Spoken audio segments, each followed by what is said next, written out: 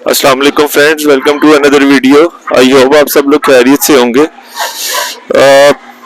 अभी मैं मौजूद हूँ कोरिया में, जैसे कि आप लोग देख सकते हैं। अभी यहाँ पे शाम का टाइम हुआ है। तो ये वीडियो मेरा बनाने का मकसद ये था कि आप लोगों को थोड़ा गाइड किया जाए वीज़ा डॉक्यूमेंटेशन के बारे में। सामने धूप बहुत तेज़ है, साइड पे हो जाते हैं। तो ये वीडियो बनाने का मेरा मकसद ये था कि आप लोगों को थोड़ा गाइड किया जाए कि वीज़ा डॉक्यूमेंटेशन को किस तरह से तैयार किया जाए। सबसे पहले तो आपने ये चीज़ ध्यान में रखनी है कि वीज़ा अप्लाई करने के लिए सबसे ज़्यादा ज़रूरी जो आपकी चीज़ है वो आपकी बैंक स्टेटमेंट होती है। ठीक है, आपने बैंक स्टेटमेंट इस तरह से प्रेजेंट करनी है कि आप लोग या जॉब करते हैं या बिजनेस करते हैं। ठीक है, डिक्लेयर भी तो करने ना कि वो बैंक स्टेटमेंट में पैसे आए तो आए कहाँ से हैं। ठीक है, तो उसके लिए आपका जॉब होना जरूरी है आपका, ठीक है, या बिजनेस होना जरूरी है। अगर आप जॉब करते हैं तो फिर आप जॉब के डॉक्यूमेंट साथ लगाएंगे, अपना एम्प्लॉयमेंट लेटर, सैलरी स्लिप लगाएंगे लास्ट 3 मंथ्स की या 6 मंथ्स की अकॉर्डिंग टू एम्बेसी, और एनओसी लगाएंगे जिसको लीव परमिशन लेटर भी कहते हैं, नो ऑब्जेक्शन सर्टिफिकेट भी कहते हैं जिसको। ठीक है, ये 3 लेटर। और इसके अलावा अगर आप बिजनेस करते हैं तो आप बिजनेस के डॉक्यूमेंट्स लगा सकते हैं उसमें। ठीक है, अपना लाइसेंस, चैम्बर का card, business station letter head वगैरह ना। ठीक है, और आपकी बैंक स्टेटमेंट। ठीक है, कोशिश करें कि बैंक स्टेटमेंट जो आपकी है, चाहे आप बिजनेस करते हैं या जॉब करते हैं, आपकी जो बैंक स्टेटमेंट है वो अच्छी रनिंग में होनी चाहिए।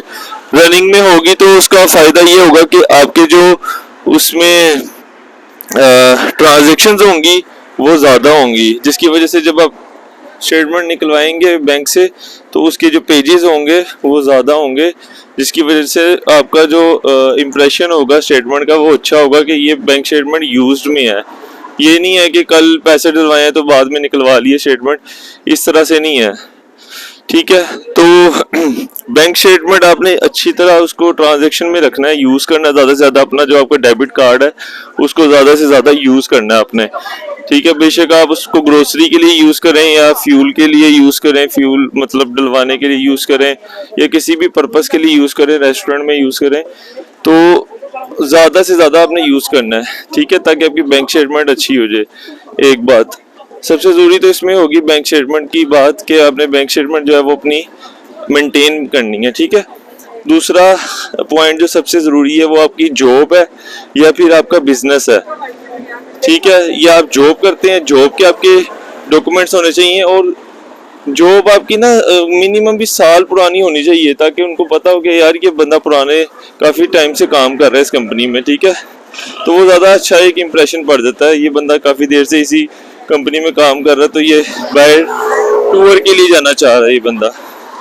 ठीक है, ये बंदा टूर के लिए जाना चाह रहा है। ठीक है, अच्छा आपकी ये चीज़ तो सबसे इम्पोर्टेंट थी जो आपको मैंने 3 चीज़ें समझा दी हैं। एक आपकी बैंक स्टेटमेंट, दूसरा आपका जॉब डॉक्यूमेंट्स, या तीसरा आपका बिजनेस अगर आप बिजनेस करते हैं। ठीक है, दोनों में से आप एक चीज़ लगाएंगे, या जॉब लगाएंगे या बिजनेस लगाएंगे अपनी बैंक स्टेटमेंट के साथ। इसके अलावा जो डॉक्यूमेंट्स हैं वो तो बेसिक डॉक्यूमेंट्स हैं कि आपका जो पासपोर्ट है, पासपोर्ट की कॉपी, आपके आईडी कार्ड की कॉपी, आइडेंटिटी कार्ड जिसको कहते हैं उसकी कॉपी, और आपकी टिकट बुकिंग, होटल बुकिंग, और आपका टूर प्लान। ठीक है, और वीज़ा रिक्वेस्ट लेटर। ये जो डॉक्यूमेंट्स हैं ये आप समझ लें ये तो बेसिक डॉक्यूमेंट है, ये आप जब मर्जी बना सकते हैं, इसका कोई इशू नहीं है।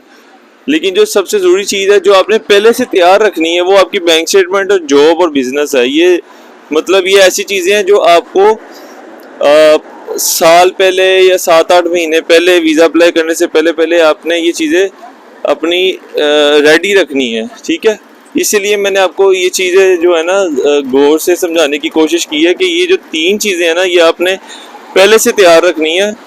ठीक है, क्योंकि इसके बगैर आपका वीज़ा रिजेक्ट हो जाएगा। 80% चांस है रिजेक्शन के, अगर आपने ये चीज़ें मेंटेन ना की, बैंक स्टेटमेंट और अपना जॉब डॉक्यूमेंट्स या बिजनेस डॉक्यूमेंट्स। ठीक है, बाकी जो अदर चीज़ें हैं वो तो वीज़ा एप्लीकेशन फॉर्म हो गया, आपका पासपोर्ट हो गया, आइडेंटिटी कार्ड हो गया, ticket booking, hotel booking, travel plan, आपका होटल बुकिंग, आपका टूर्स प्लान जो साथ लगाने वो आपके किसी से भी रेडी करवा सकते हैं, खुद भी कर सकते हैं, हमसे भी करवा सकते हैं, हम लोग भी इसकी सर्विसेज प्रोवाइड करते हैं, या अगर आपने किसी और से करवाने किसी और से भी करवा सकते हैं। ठीक है, तो बाकी